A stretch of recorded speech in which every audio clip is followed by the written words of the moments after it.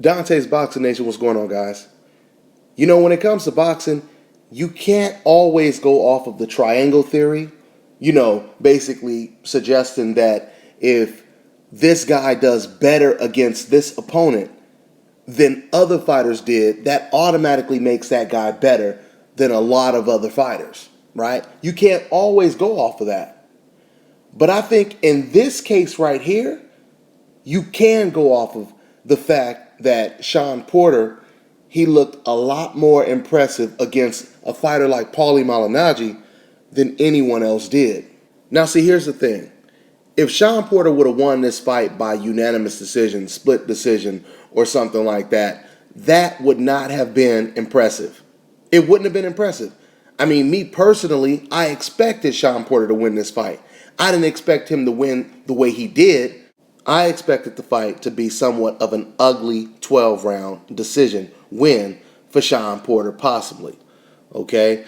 Now, going back to when I was saying, I was talking about the triangle theory, this is the reason why it's so impressive when it comes to what Shawn Porter was able to do. Paulie Malignaggi is not an easy fighter to figure out, let alone knock out, right? I mean, if you look at all of the fights that Paulie Malignaggi has been in, he just came off of an impressive win over Zab Judah. And I remember interviewing Zab Judah talking about the fight that he had coming up with Paulie Malignaggi. And it was interesting because Zab was really giving Paulie a lot of credit. He was basically saying, Paulie is a type of fighter, either you're going to get him out of there or you're going to have problems all night. He has somewhat of an awkward style, etc., etc., right? This is what he was saying. And he goes in the ring with Paulie and he loses the fight decisively, right?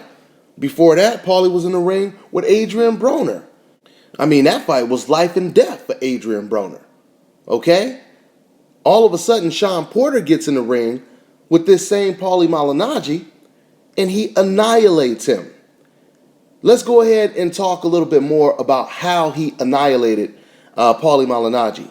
Now, a lot of people gave Paulie a really good chance of winning this fight, and they thought because of his boxing skills and the fact that he really has a very good jab.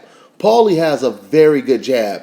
And one thing I've always liked when it comes to Paulie is how he feints with the jab. He does that little quick step, and you never know when he's going to throw the jab, right? So you would think coming into this fight that he's already going to have an advantage with the jab. But surprisingly enough, it was Shawn Porter, the aggressor, who was out jabbing the jabber, right? He was completely out jabbing him, catching him with beautiful single jabs, double jabs. And once Shawn Porter established that jab, everything else just fell right into place. I mean, he was catching Paulie with everything. Lead left hooks. And I think, that's Shawn Porter's biggest weapon is that left hook. The man is a beast, man. I mean, what he did to Paulie Malignaggi, considering the fact that Paulie is so hard to get out of there. He's so hard to knock out. I mean, I believe he's been stopped twice, but every single time he was stopped, truth be told, he could have continued.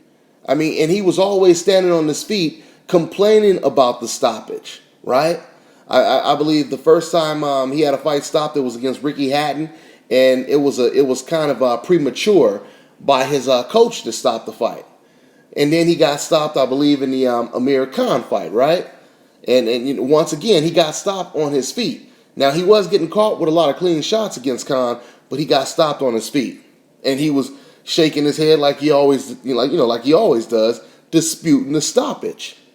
But in this situation, this was the first time where Paulie Malignaggi literally got beat down to the ground and was out for the count. Okay? He needed a referee to lift him up from the ground after the fight was over. This was a very impressive victory for Shawn Porter. Like I said, I did not expect that. I did not expect a blowout of someone who has such an awkward style when it comes to Paulie. Very impressive performance, and I think Shawn Porter has arrived. Two very impressive performances back to back. Devin Alexander and now the annihilation of Paulie Malignaggi. The welterweight division is on fire right now. There are so many fights that can be made. And I'm going to go back to Juan Manuel Marquez, because Juan Marquez, he claims that he wants to win another title at the welterweight division. He wants to make history, for Mexico. He's claiming that he's not going to fight Manny Pacquiao a fifth time because no one wants to see that fight. He already ruled out a Mayweather rematch because he said, look what happened the last time we faced each other. I mean, we know when your own trainer is praising the guy who beat your ass already, saying that he's the Michael Jordan of the sport and he's the best fighter on all planets, I think it's safe to say that Marquez understands that Mayweather is on a whole nother level. Remember, once again, all the times that Marquez was refusing to fight Mayweather for a rematch, he was constantly campaigning for a rematch with Manny Pacquiao. What does that tell you? That's telling you that he's going after the guys that he believes that he can beat. And of course, he ended up knocking Manny Pacquiao out after 4 tries, of course, right? But the point is, he didn't want that rematch with Floyd Mayweather. So we already know right now, Manny Pacquiao may be out of the picture. Mayweather is definitely out of the picture when it comes to Marquez opponents. He wants a title. Who's he going to get that title from? We already know Showtime Shawn Porter. He's waiting for that phone call when it comes to Juan Manuel Marquez, right? But is the tough warrior Marquez, is he willing to get in the ring with the champion, the welterweight champion, Shawn Porter? He claims he wants a belt once again, but is he going to get in the ring with the guy? After him watching what Shawn just did to Paulie Malignaggi, I doubt it. I completely doubt that Juan Marquez would take this fight. But there's so many fights that could be made at the welterweight division. Of course, Keith Thurman, he could be on the radar. But I think both of those guys, they have a lot of respect for each other. They kind of came up in the amateur rankings together on the same team on numerous occasions. So I truly believe that they'll probably most likely wait until both of them clean up their parts of the division, and then once they're both the last man standing and they could make or generate the most money to fight against each other, I think that's when they will fight against each other, right? And then you have Floyd Mayweather. Now, what's interesting about a possible fight with Floyd Mayweather and Shawn Porter is, for those of you guys who don't know, I had Shawn Porter on my little radio show, and Shawn Porter, when it was interesting, because we asked him, who do you want to face? Who do you want to fight? And he was naming all kind of names. He named Mike Donna. He was naming all kind of names except for one name, and that was Floyd Mayweather. And I believe it was in 78 Sports TV, who was doing a show with me at the time. He brought up Mayweather's name. And once he brought up Mayweather's name, then Shawn Porter, he said something that was very respectful towards Floyd Mayweather. And he said, yeah, if I ever fought Floyd Mayweather, I would go in there and I would give it my all, right? He would give it his all.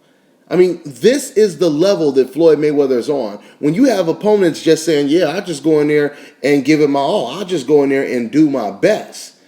He's letting you know right now that he understands that Floyd Mayweather is on another level, right? I mean, even Marcos Maidana, when he found out that he had a very good chance of possibly fighting against Floyd Mayweather, what was the first thing he said about Floyd Mayweather? He said, I want to know if I can beat him. I just want to know if I can beat him. He's letting you know right off the top that he doesn't have confidence and he doesn't believe that he could beat someone on that level of a Floyd Mayweather, which is cool that he was honest about it. But the whole point that I'm making, it shows you once again how much respect the actual boxers and trainers they have for Floyd Mayweather. Now let's go back to opponents or possible opponents in the future for Shawn Porter.